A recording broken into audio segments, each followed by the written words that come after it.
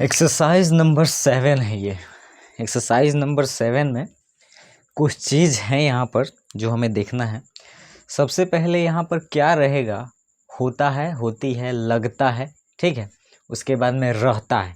तो ये सब चीज़ें अगर रहें तो इसका भी प्रयोग उसी तरह किया जाता है जैसे कि इससे पहले हम लोग बनाते आ रहे हैं। इसमें ध्यान देने वाली बात सिर्फ इतनी है कि यहाँ पे ए एन और द का प्रयोग होगा, ठीक है। तो ए एन द का प्रयोग होगा। यहाँ पर क्या करना है कि अब यहाँ पर ये भी देखना है कि द कहाँ कहाँ लगाना है। तो देखिए, सबसे पहले एक और चीज़ आप लोग ध्यान से मतलब हम लोग समझ लें इस बात को कि द जो है ना, जैसे यहाँ पर हम बनाएंगे तो बनाते वक्त ही हम लोग इसको डिस्कस करेंगे। तो सबसे पहले लिखा क्या हुआ है, बर्फ़ ठंडी होती है। तो बर्फ़ ठंडी होती है तो यहाँ पर बर्फ़ का मीनिंग क्या होता है, बर्फ़ का मतलब होता है आइस होता है, स्नो भी होता है। तो सबसे पहले इसको बनाते हैं। तो बर्फ़ को हम लोग बोलते हैं स्नो।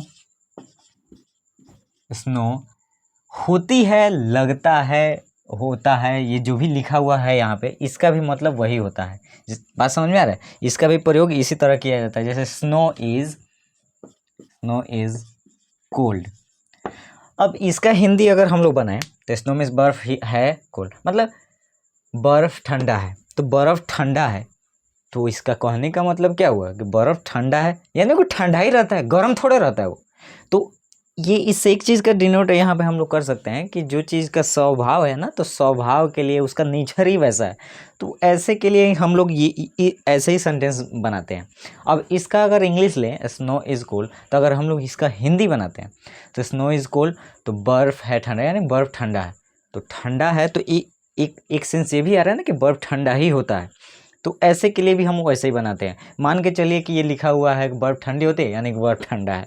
होती है उस हमसे हटाइए दीजिए, होता है उसका स्वभाव ही है, वो दूसरा चीज़ तो हो नहीं सकता। तो इसलिए दूध मीठा लगता है। तो अब देखिए, लगता है को यहाँ पे कुछ देर के लिए सोचिए नहीं है, दूध मीठा है तो यहाँ पे क्या लिखेंगे, milk is sweet. Milk is sweet. अब देखिए यहाँ पे ना द वगैरह का सिस्टम एक याद रखिए। ऐसे भी हम लोग काउंटेबल नाउन और जो भी है अनकाउंटेबल नाउन ये सब पढ़ेंगे तो वहाँ पे समझ में आएगा। तो जो भी अनकाउंटेबल नाउन है ना, तो उसके पहले द का प्रयोग नहीं होता है। और कोई भी जैसे कोई चीज़ प्लूरल कहते हैं उसको, प्लूरल नाउन भी बोलते हैं उसको, तो उसके पहले भी द का प्रयोग नहीं होगा, ठीक है। तो वो हम लोग धीरे धीरे समझ रहे हैं। वैसे एक चैप्टर उसका अलग ही बनेगा तो वहाँ पे हम लोग समझ जाएंगे। फिलहाल इस पे हम लोग समझते चलते हैं। तो दूध के साथ हम लोग क्या नहीं लगा सकते, द नहीं लगाएंगे क्योंकि दूध को गिन सकते हैं क्या, मतलब गिनने वाले के साथ ही हम लोग लगाएंगे। तो ये तो दूध को नहीं गिन सकते। हाँ, उसका एक मात्रा होता है उसको गिन सकते, लेकिन दूध को नहीं गिन सकते, मिल्क को। उसके बाद लिखा हुआ है पानी उपयोगी होता है। तो पानी उपयोगी है, होता है, होती है को अगर एक समय के लिए छाड़ दिया जाए तो ऐसे ही होगा ना। तो यहाँ पे लिखेंगे water is useful. Water is useful. कोयला काला होता है तो कोयला काला है तो यहाँ पे लिखेंगे कोल इज ब्लैक, ठीक है। उसके बाद लिखा हुआ है चीनी मीठी होती है। चीनी मीठी होती है। तो अब देखिए यहाँ पर क्या करना है हमें, तो यहाँ पे क्या लगा सकते हैं हम लोग, यहाँ पे चीनी के लिए हम लोग क्या लगाएंगे, शुगर, है ना। तो लिखेंगे शुगर। मीठी होती है, लगती है, रहता है, तो ये होती है को होती यहाँ से कुछ देर के लिए साइड कीजिए। उसका स्वभाव के बारे में ही बात कर रहे हैं तो उसका ट्रांसलेशन भी वही बनता है, दूसरा कोई तरीका नहीं है। Sugar is sweet. Sugar is sweet. आग गर्म होती है यानी कि आग गर्म ही है, वो ठंडा थोड़ा होगा, आग ठंडा होगा नहीं। तो यहाँ पे क्या लिखेंगे, फायर इज हॉट, है ना। तो फायर इज हॉट अगर बोलेंगे वो आग गर्म है, फायर इज हॉट, है ना।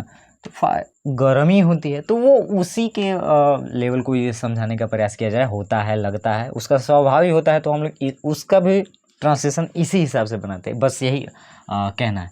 आम मीठा होता है तो लिखेंगे मैंगो इज क्या, स्वीट। स्वीट मतलब मीठा, है ना। आदमी मरणशील होता है तो आदमी मरणशील होता है तो यहाँ पे क्या लगाएंगे, मैन इज मोर्टल। ठीक है। उसके बाद में है गाय सीधी होती है, तो काऊ इज क्या, यानी सीधी का जेंटिल भी बोलते हैं, ठीक है, जेंटिल सीधा, और नेक उसी को बोला ही जाता है। सींग मजबूत होता है, तो यहाँ पे लिखेंगे lion is strong, lion is strong, ठीक है। उसके बाद बच्चे नटखट होते हैं, तो चिल्ड्रेन आर, क्यों बच्चे जो होते हैं वो नटखट होते हैं, ठीक है। तो यहाँ पे लिखेंगे चिल्ड्रेन आर क्या, नॉटी, NAUGSTY। उसके बाद में लिखा हुआ है सांप डरावना होता है, स्नैक इज क्या, डरावना का होता है, यानी फियरफुल। साधु दयालु होते हैं, तो सेंट्स, साधु लोग जो भी हैं वो दयालु, सेंट्स आर काइंड, है ना। उसके बाद में है गाय नेक होती है, यहाँ पे देखिए प्लूरल आ रहा है, तो प्लूरल के साथ हम लोग द का प्रयोग नहीं करते हैं। काउज आर जेंटिल, बिल्ली फुर्तीली होती है, तो कैट्स आर, फुर्तीली का होता है एक्टिव, है ना, एक्टिव। उसके बाद में है किसान परिश्रमी होती है, किसान लोग, ठीक है, फार्मर्स आर लेबोरियस, है ना। उसके बाद में शिक्षक दयालु होते हैं, टीचर्स आर क्या, टीचर्स आर दयालु का काइंड। माँ दयालु होती है, इट्स राइट, है ना। यहाँ पे लिखेंगे मदर इज काइंड। तो यहाँ पे हम लोगों ने बनाया है इसको, देखिए मतलब कि इस सब का सेम है। अगर इसको हम बोले मदर इज काइंड यानी कि माँ दयालु है, होती ही है, तो उसी हिसाब से मतलब इसमें भी बनाना था, मतलब हिंदी थोड़ा सा चेंज हो जाता है, तो वैसे हिंदी को भी इसी तरह बनाया जाता है। अब दूसरा चीज़ इसमें क्या कहना है, हमने बताया कि प्लूरल, जो भी प्लूरल नाउन होंगे, ठीक है, तो उसके पहले हम लोग द का प्रयोग नहीं कर सकते। वैसे भी द वगैरह हम लोग आगे पढ़ने वाले हैं। अब यहाँ पर थोड़ा सा क्या करना है, और दूसरा ये भी चीज़ है कि अनकाउंटेबल नाउन, जिसको गिन नहीं सकते, उसके पहले भी द का प्रयोग नहीं कर सकते। फिलहाल इतना तक हमने कुछ नोट डाउन करना है। तो देखिए यहाँ पर द कहाँ कहाँ लगेगा वो एक बार हम लोग समझते हैं। देखिए, snow is cold, milk is sweet, water is useful, coal is black, sugar is sweet, fire is hot, mango. यहाँ पे देखिए मैंगो को हम लोग गिन सकते हैं, 1 मैंगो 2 मैंगो, है ना। तो यहाँ पे हम द लगाएंगे, ठीक है, द ये हमने इसलिए छोड़ा हुआ है। उसके बाद में है द काऊ, यहाँ पे द काऊ के भी पहले लगेगा, ठीक है। गाय को भी तो गिन ही सकते हैं, तो काउंटेबल नाउन के पहले हम लोग लगा सकते हैं द, ये इतना भी याद रखिए। द यानी कि लायन के भी साथ लगा सकते हैं द। चिल्ड्रेन आर नॉट, ये भी नहीं। स्नैक यानी द स्नैक यहाँ पर लगा सकते, सांप को भी गिन ही सकते हैं हम लोग, ऐसा थोड़े कि सांप को नहीं गिन लेंगे, है ना।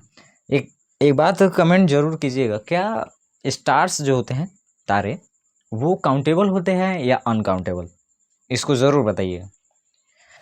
उसके बाद में यहाँ पे है सेंट्स आर, यहाँ पे भी नहीं लगेगा। Cows are, cats are, farmers, ये सब ठीक है। तो इतने चीज़ों के बीच में हमें द लगाना था, जो कि हमने लगाया। तो ये सारी चीज़ें, यानी कि द तभी लगाएंगे जो वो सिंगुलर नाउन हो, ठीक है, प्लूरल में नहीं लगेगा।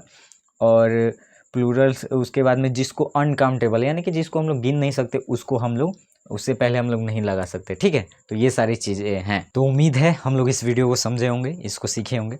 तो फिर मिलते हैं अगली वीडियोज़ में, तब तक के लिए टेक केयर, बाय बाय।